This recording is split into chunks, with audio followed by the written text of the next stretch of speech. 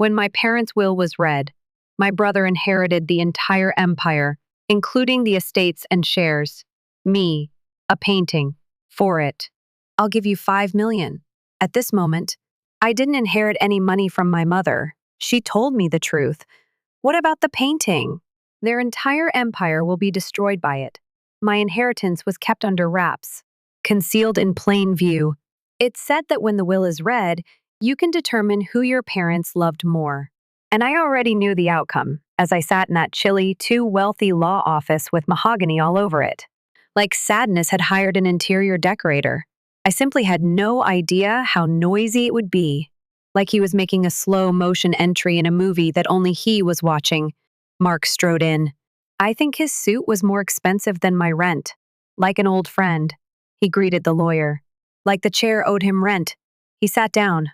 I didn't raise my eyes. Not that I was attempting to be dramatic or stoic. All I wanted was for him not to see me wince. I had already started to brace. My skin had become paper thin from years of comparisons with our parents. Miss Sarah Bennett, the attorney stated with clinical pity and professional sympathy, are you prepared to move forward? With my knuckles white on the leather chair's arms, I gave one nod. At the age of 32, I was going to hear the legally enforceable statement that I was a letdown, as if delivering the 10 Commandments. The lawyer adjusted his glasses to our son Marcus for his unwavering commitment to the Bennett legacy and the family business. The rest I didn't hear. I witnessed it. Mark grinned smugly. He crossed his legs in a manner reminiscent of a monarch accepting homage. Vermont estate. The Hampton summer home, holding shares and control. 3 generations worth of private islands might be financed by this portfolio. The paper then turned over. To Sarah, our daughter. A pause occurred. There was a pause. God. We leave the painting Autumn Twilight, which is presently on display in our primary residence's study. Quiet. Then, naturally, Mark chuckled. Not a belly laugh. A laugh that chokes back the punchline. I blinked. A picture. The attorney nodded, clearly uneasy. Your mother loved it the most. It was, of course, like a villain in a horrible soap opera. Mark approached me and put his hand on my shoulder. Firm hold. Grinned coldly. Sis, don't worry, he murmured quietly. I'll get you a good position in the organization. Perhaps the mailroom. I dismissed his hand as if it were slime. I then left. Didn't bid farewell. Did not speak up. When your whole heritage is down to a canvas that your mother most likely forgot she had. What do you say? It seemed like trespassing to drive to the house, which was now his home. The guards gave me the impression that I was snooping around. But when I explained that I had come for the painting, they let me in, the picture alone. Margaret greeted me inside. The housekeeper, the only person who ever gave me a meaningful gaze in that home. She hugged me and said, "Oh, Miss Sarah," with tears already streaming from the corners of her eyes. "It's not right. What they did to you." I remained silent. I was unable to. I had been wondering why my dad only smiled when Mark entered. And now I had a knot in my throat the size of every Christmas morning. We visited the study. It was there. Twilight in the fall, a scene in a woodland, bright and gentle, with a hint of evening, in a silent, eerie sense. It is lovely. It's the sort of thing you look at in a gallery and then forget about after 5 minutes. However, there was a peculiar quality to it. The darkness, the forms, buried in the leaves like secrets that didn't want to be discovered, was something geometric. Margaret whispered as she gently wrapped it in a blanket. She used to stare at it for hours, especially in the final moments. It had numbers, they said, trends. We believed it might be the disease. She walked away. I looked more intently, squinted, and for a little moment, I believed I saw a change. I hung the painting on the wall of my apartment that evening, not because it had any significance. Since I didn't have anything else to hang, I had been given nothing else. I took a seat on the couch after pouring myself a glass of wine, gazing. It was lovely, in a peculiar manner. However, such shapes didn't fit. Not at all. They didn't look like they belonged in nature. Too precise, too intentional. The part of me that my parents always acted didn't exist, the art historian began to whisper.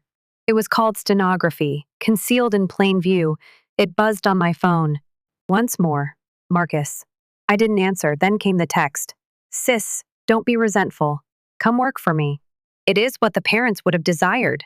They had hoped for someone who was passionate about shareholder meetings and profit margins. I had decided on painting. I had decided to replace what had been destroyed, to restore color to items that people had discarded, and for it, they had thrown me out. I turned my laptop on, researched the picture. Twilight in the fall. Morrison. James. No sales. No significant exhibitions. The gallery was long since vanished. It seemed to have never been there. One more buzz. Really, painting is useless. Come work for me, please. Then it occurred to me. But what if it wasn't garbage? I stood up, walked over to the artwork. The shapes weren't random up close. A little different in hue, like leaves attempting to communicate. I ran my fingertips over them. They were trends. I sensed it. The silence was broken by a knock, out loud. Suddenly, it was past midnight. I went cold, went to the peephole on tiptoe. It was Mark, unkempt. The air in the hallway is misting with breath. Sarah, he said, be open. We must speak. Regarding the painting, I remained motionless. His voice trembled as he replied. Mom left instructions. You have to return it, as if it were a telescope pointed at a distant planet. I gazed through the peephole. Get out! I yelled. I own it. That's all I have. His voice broke into a harsher tone as he shouted, You don't understand. It's not what you believe that painting is. I'll give you $5 million if you give it to me right now. I remained silent, didn't take a breath. I simply took a cautious step back from the door, as if it were about to blow up. 5 millions. 6 hours ago, he chuckled at a painting. My brother must have gone insane, or the value of that painting was far higher than I had ever thought. And at that precise moment, at last, I began to think that my mother had left me more than a joke. I had a key left by her. I didn't get any sleep that evening. Not at all. With the lights off and the artwork propped up on the wall opposite me, as if it were watching. I sat in the living room, judging, whispering. Those geometric shapes seemed differently each time I blinked, as if they had moved while I was away from them. And Mark, God. He remained outside for about 20 minutes, saying something I couldn't understand and shaking the doorknob. Then there was quiet. Then footsteps slipping away into the chilly air. However, he did not accept the offer. $5 million. I had never received $5 from him without a fuss. There was a problem. No, not incorrect. Not the same. I stood up, put down the wine glass. I had a trembling hand, since it was only a painting. I had no idea why. Once more, I removed it from the wall, flattened it out on the ground. I swept my fingers over the frame, and there it was. A void. Very small. Hardly perceptible. However, I have experience in restoration. I had first-hand experience with hundreds of canvases. I was aware of their intended tightness. It wasn't tight. Something was being concealed by this. My heart pounded loudly in my ears, like footsteps along a corridor. Grabbing a flathead screwdriver, I did so. It was worked into the seam. There was something stuck between the canvas and the backing when the edge slightly lifted. Slim. Folded. Paper. Slowly. I unfolded it, hands shaking, in the fine, nearly calligraphic handwriting of my mother, my beloved Sarah. You found out what I always suspected you would if you're reading this. You see things that others miss. You pose inquiries. You see the things your father worried you might eventually comprehend. I took a firm seat. Mom had been aware. She had also waited for the time when I would also be able to view it. The painting's numbers are not arbitrary. Coordinates are what they are. Access codes? Hints. Sarah, you were never supposed to inherit wealth. The truth was supposed to be passed on to you. You now have to choose what to do with it. That letter was read 6 times by me. By the 5th, my shaking had stopped. I felt chilly. I was so cold that I had to cover myself with the couch blanket to feel warm. Around 2 in the morning, the knocking resumed. This time, louder, more desperate. I didn't respond. I remained motionless. Hey, Sarah! Mark yelled. This is something we can resolve. I'll make the offer triple. 7 million! I recognized then that he was afraid. Horrified. It was terrible than anything else. For if Mark was afraid, this implied that whatever was concealed within this painting was more than merely valuable. It was strong, actual power. The entrance door was silent by dawn, to be sure. I waited for an hour. I packed after that, my laptop, I'm charging, a duffel bag, the letter, the artwork, 2 toothbrushes and 3 granola bars. I brought a baseball bat as well. I may not have known how to use silverware correctly because I was raised with it, but I wasn't a moron. I was determined not to be discovered dozing off. Never again. I began taking pictures of the painting from every side, images of the shapes on paper with a transparency grid superimposed. It was a riddle, a map. Every form matched a point when traced. Longitude and latitude, coordinates. My mother's letter even had a series of numbers. I had a suspicion it wasn't something minor, but I wasn't sure what they had unlocked yet. My phone then buzzed. Margaret was the one. Miss Sarah, they are present. Men dressed in suits, removing everything from your mom's research. Claimed that it belonged to the corporation. I have no idea what they're searching for. Please exercise caution. As I gazed at the TV, my heart began to race. They were tidying up, deleting, hiding their tracks. Whatever resulted from this painting, it was the final component. Just before daybreak, I set off on the road. Somewhere in the Berkshires was indicated by the coordinates. It was in the middle of nowhere, 3 hours north. But I noticed the black SUV as soon as I got off my street. The engine is going, simply sitting there. I made a left turn. It came next, made a right turn. It's still there. I chose the side roads, paths made of gravel, country detours. I lost them in the vicinity of a gas station in a remote area of Massachusetts. I didn't breathe until arrived appeared on the GPS. I didn't see anything remarkable. An ancient farmhouse, porch that is partially collapsed. Weeds taller than my waist have overtaken the field. However, my instinct told me that it was true. It was this! I took the painting out, positioned it against the scenery. It also fit. The trees, the stones, the clouds even matched in their orientation. This was painted by her. This very location. What about the shapes? They were more than simply coordinates. They were a map. Behind a rusty chicken coop, I discovered the entry. It had the appearance of a storm cellar, deserted and forgotten. However, I discovered a keypad after brushing off the grime. Beneath a veneer of faux rust, I entered the letter's initial sequence. Click, the doors came loose. My breath caught. Down into the darkness was a metal stairway. The cool air, which smelled like secrets and ozone, floated upward. I tightened my hold on the flashlight, and I took a step back. By itself, the lights flicked on. Motion activated. Sterilized, white, and humming like a hospital that only treated machinery rather than patients. I made it to the bottom, ceased, and gazed. It was there, a laboratory, not a shed, no basement, a complete research center, white walls, glass dividers, like an orchestra practicing for a symphony. Servers hum. And along the distant wall, design patents. Prototypes. Diagrams. They were people I knew. God, I was familiar with them. I had already seen them all in brochures from Bennett Industries. At dinner gatherings, Mark loved to boast about them. However, they weren't duplicates.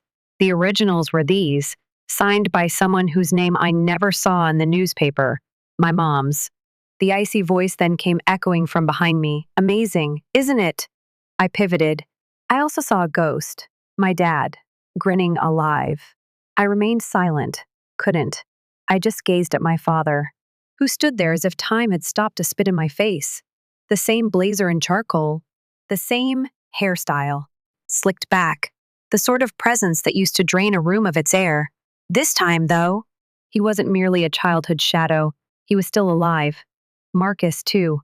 Marcus was with him, of course, arms folded, leaning against the wall as if this were just another aggressive takeover of the boardroom. Don't panic. It was the same arrogant grin he had on the day he made fun of my fortune. I said, I thought you were dead. My voice sounded flat, dry, similar to sand in my mouth. My dad took a gradual, methodical move forward. There are times when hiding is the best option, he remarked, is to give the impression that you are no longer there. Like a phrase practiced in front of a mirror, he uttered it, as if it were meant to sound sage. Rather, it simply caused my stomach to turn. You pretended to be dead, I inquired. Why? To safeguard what is important, he stated.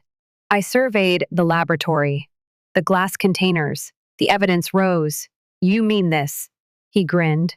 A cold smile, similar to ice on a blade, he remarked. I knew your mother was concealing something. However, I misjudged her. All of us did. Her small side ventures seemed like distractions to me. As it happens, they were the entire show. He ran his palm over a prototype's edge. Something streamlined. Silver. It looked dangerous, but I had no idea what it did, he went on to say. She encoded everything into that painting. Coordinates, access codes, hence, however, we were unable to unlock it. Before she passed away, she altered the security procedures. The only person who could enter was you. I pieced things together slowly and added, so you left me the painting. I knew I would be interested. Being aware that I had come here, Marcus stepped forward and remarked, it was the only way in. Mom saw to that. Was the will a ruse, then? As composed as a funeral, my father nodded. He said that it was bait, and you accepted it. As we required, something changed inside of me. Fear wasn't the reason. It wasn't anger. Something colder. Something old. Similar to a tectonic plate moving into position after years of strain.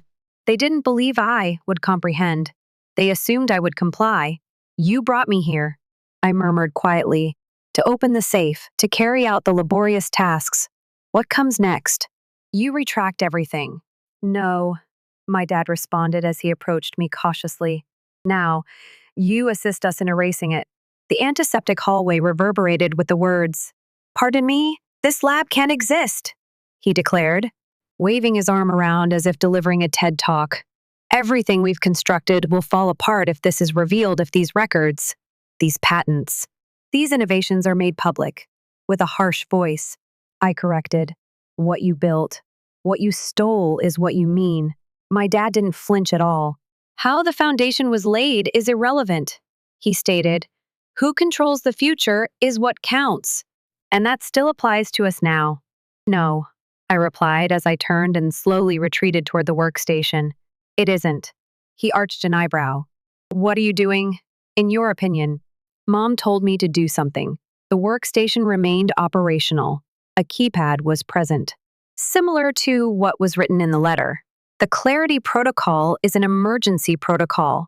I entered it by typing 6 numbers. Go in. The lights in the lab flickered, reddened. A, as, soothing. Artificial voice sliced through the anxiety like a blade. The Clarity Protocol is now active, transmitting proof to safe foreign sites. Erasure, not feasible. My dad's expression broke. It was the first time I had ever seen him appear little. What did you do? Marcus sprang forward and yelled. However, I had already started to back away while keeping my gaze fixed on the monitors as encrypted data started to flash across them. Hundreds of files, emails, designs, recordings of voices. All lies. Each and every theft. Everything is no longer in their possession. Secure in other people, I muttered. You can't stop it. It is already available. Instead, you ought to have killed me. Quiet. Nobody moved for a second. Alarms then began to sound. Behind me, the steel door crashed. Lockdown that happens automatically. I pivoted. My eyes met my father's.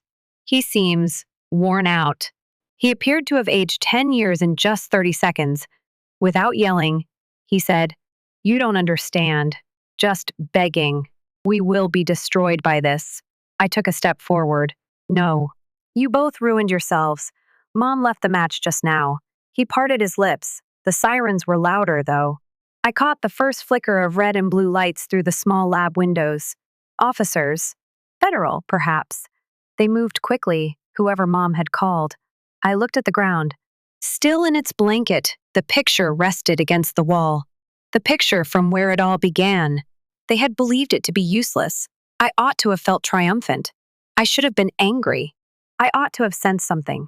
Instead, I simply felt exhausted, as if the air had finally left me after years of holding my breath. Marcus made one final attempt. He said, "You don't have to do this, we are related." I gave him a look. At the sibling who had made fun of me in front of attorneys, in reference to the individual who broke into my residence in the middle of the night and took something that wasn't legally mine. "We were," I said. I then turned to go. The name, the ashes, and the inheritance, the following 48 hours passed quickly. It seemed more akin to a slow-motion automobile wreck that somehow continued than a fast-paced one. I remained in my motel room, leaning against the dresser, half wrapped in the same blanket Margaret had given me. I sat on the bed with the curtains drawn. It was all over the TV. The CEO of Bennett Industries was discovered alive, arrested in a fraud scandal worth billions of dollars. Tech magnate's daughter reveals family's stolen legacy, hidden lab revealed. Mother's revenge, the secret of Bennett's achievement unveiled. They gave it a movie-like sound, however. I simply felt numb. The phone continued to ring. Reporters, attorneys, individuals. I didn't know. I had 100 inquiries and my number from people I had never met. I paid them all no attention. Aside from one, Margaret. That night, she called me in her usual quiet voice. She remarked, "Your mother knew this day would come. I promised to give you something after she made me do it." The following morning, I met her. Her living room still had the same scent of cinnamon and lemon oil as when I was 6. She gave me an envelope, dense, yellowed. It had my name in that same elegant script on the front. "Sarah, my love, it's time for you to comprehend the rest now that the truth is out. The real you about me. Regarding the future you were destined to bear." I refrained from crying. I believed I would. However, the tears did not fall. Instead, there was tranquility. My chest was flowering with an odd, constant warmth, as if a long-buried treasure had finally been discovered. Your brother was always superior to you. You were inherently more inquisitive, obstinate, and courageous. What others overlook, you see. What others avoid, you feel. Your talent was always that. It was beyond your father's control. Thus, he was afraid of it. Mark was unable to comprehend it, so he made fun of it. However, I did see it. I also constructed everything for it. I had trembling hands.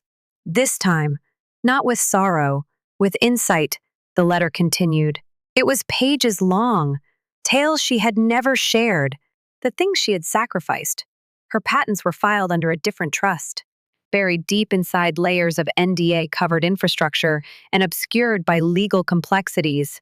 And that faith, there was only one recipient, me. Not because she desired retribution, but because she was a legacyist, not the kind you quantify in summer homes and shares, the kind that is sent in silence, encoded in shapes and brushstrokes that are only visible to the right eye. I entered Bennett Industries a week later, not as a visitor, as a ghost. No, but as its new owner. It was not even opposed by the board. They were too busy attempting to stop the bleeding and putting out fires. The stock was in a terrible state. Investors were abandoning the company. The media was unrelenting. They required a rescuer. They got me instead. Furthermore, I wasn't here to save them. I arrived to construct something superior. I started by removing my father's portrait. You know the type: smug eyes, thick frame, oil painting. I used the painting in its place. Twilight in the fall. That old blanket is still on me. Still a lot of secrets. The geometric shapes had changed. It was because I had changed, not because the image had. I was aware of their weight, their objective, their veracity. Each and every line, shadow, and layered code created a future that would never be stolen. The press conference followed. The illumination. The cameras. Watching to see if the heiress choked where the 100 faces. I didn't. I got to my feet. I introduced myself as Sarah Bennett. And stolen dreams served as the foundation for this company. A pin could be heard dropping. I continued. We begin putting things right today. We're starting a foundation to track down and pay all the inventors who were stolen by the previous administration. Furthermore, we're turning this business into what it ought to have been, a breeding ground for genius, a haven for the truth, not retaliation, salvation from prison. Marcus wrote me, once, a letter, half threats. I apologize in part. He desired to meet, speak, reestablish our family. I didn't answer. I sent him a picture instead. The artwork hung in my workspace, taking the place of our father's face. He would know what it meant. Months passed. I never ceased learning from the painting. There was always something new to discover, whether it was a pattern that suddenly made sense, a change in the light, or a shape I hadn't noticed, as if my mother were still there, still directing me, as if she hadn't stopped leaving presents. Then Margaret arrived at the office one afternoon. She smiled and added, "Something arrived. One more letter." This occurred precisely 1 month after I had assumed control of the business. "Sarah, my dear, you've accomplished more than I ever could have imagined. If you're reading this, not only have you revealed the truth, but you have also started the process of rebuilding. You should never inherit a collapsed empire. In my opinion, I wanted you to create something that was soul-worthy." I shut my eyes. I pressed the letter against my chest. There, I sensed her, not in a whisper, however, as a presence, in the patterns, alive. Alive within me, the fair, the future, and the everlasting flame. 2 years have passed since the day I returned to Bennett Industries. However, that is no longer the name. We gave it a new name. Aurora Innovations. For rebranding, no. Not for publicity. However, Mom once remarked, "Sarah, dawn is more than just light." That's when things start to make sense once more. And it did at last. Things aren't built the old-fashioned way in Aurora. We don't compete for customers. We don't keep ideas in safe places. Even if the voice in the room doesn't sound like a man in a suit, we don't crush it. My mother is one of the people we construct for. Individuals like me were ignored, undervalued, and advised to find something more practical. For those who envision the world not as it is, but as it might be, we construct, and it's functioning.